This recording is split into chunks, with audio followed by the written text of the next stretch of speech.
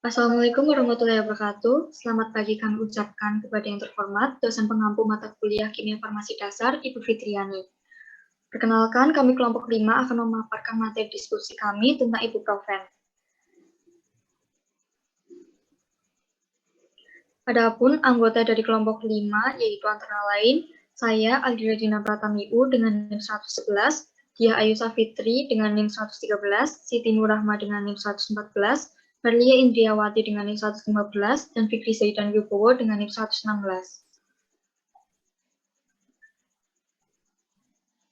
Selanjutnya, kita lanjut ke materi. Untuk pengertian akan dijelaskan oleh saya, Aldila Dinda.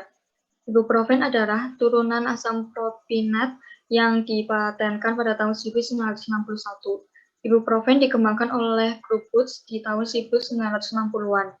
Ditemukan oleh Stewart Adams bersama dengan John Nicholson, Adrian R.M. Dunlop, Jeffrey Bruce Wilson, dan Colin Burrows. Ibuprofen awalnya digunakan sebagai pengobatan untuk rheumatoid arthritis di Inggris pada tahun 1969 dan Amerika Serikat pada tahun 1974.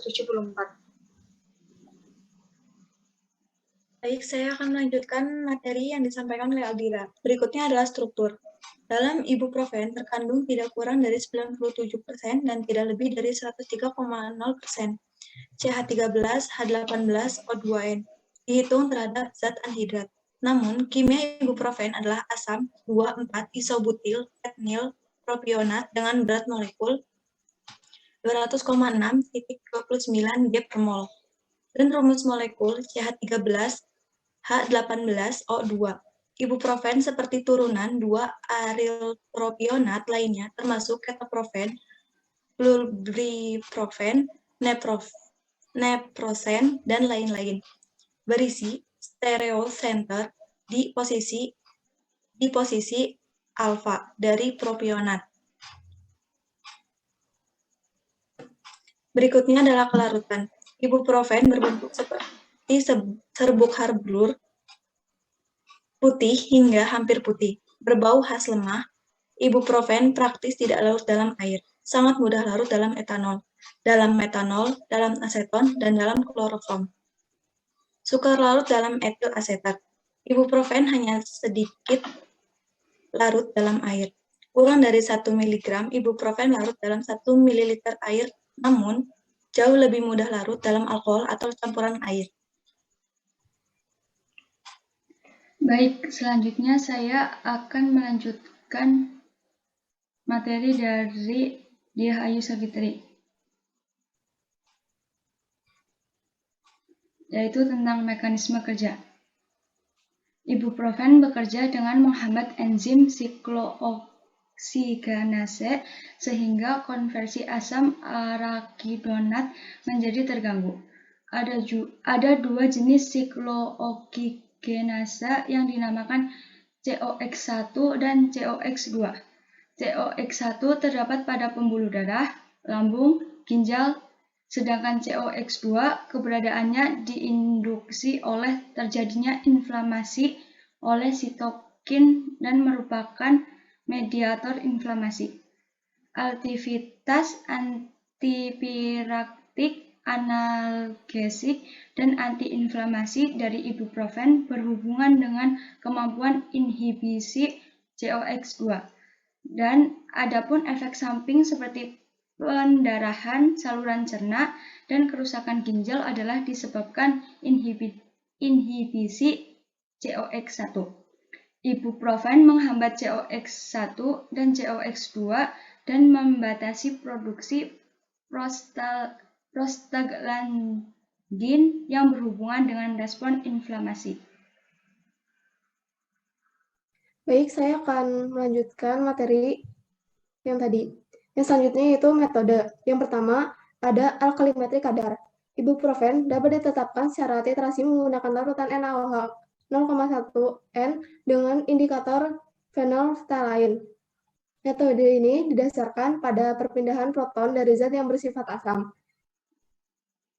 Phenolphthalein adalah indikator dari golongan phthalein yang banyak digunakan dalam pelaksanaan pemeriksaan kimia.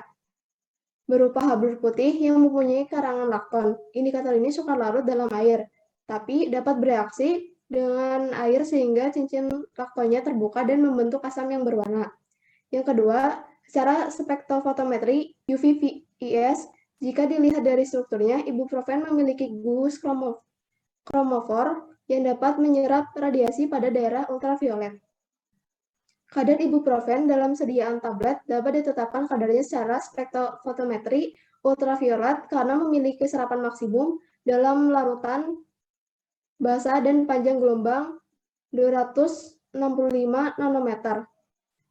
Yang ketiga, secara kromatografi, cairan kinerja tinggi kadar ibuprofen dalam sediaan tablet ditetapkan secara KCKT dengan menggunakan fase gerak. Campuran larutan asam kloroasetat 1% bobot per volume dengan asetonitrit yang diatur oleh pH 3.0.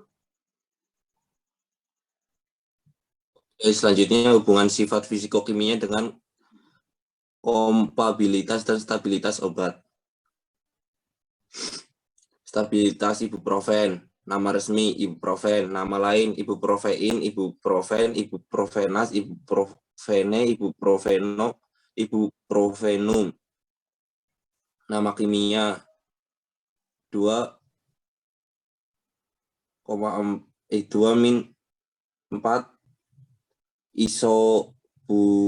isobutilpenil propionik acid. Rumus mol C13H8O2 PM sama dengan 206,3.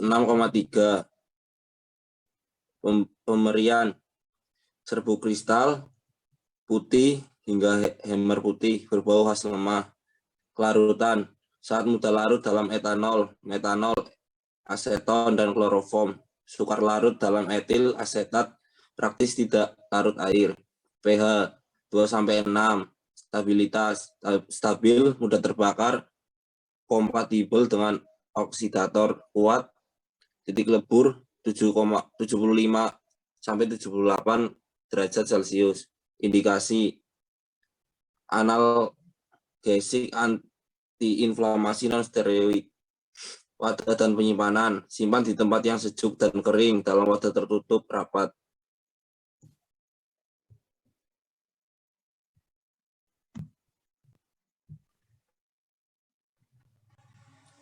Selanjutnya hubungan sifat fisikokimia dan studi formulasi dan metode analisis penjamin mutu sediaan.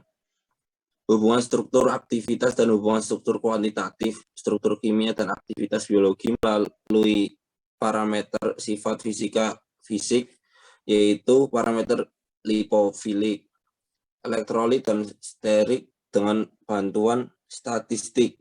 Dibahas pada bab tersendiri. Proses metabolisme obat, reaksi-reaksi yang terlibat dalam proses metabolisme dengan proses pengembangan obat, modifikasi dan optimasi molekuler, serta rancangan obat rasional dengan perkembangan ilmu kimia, medisinal, dan mutakhir.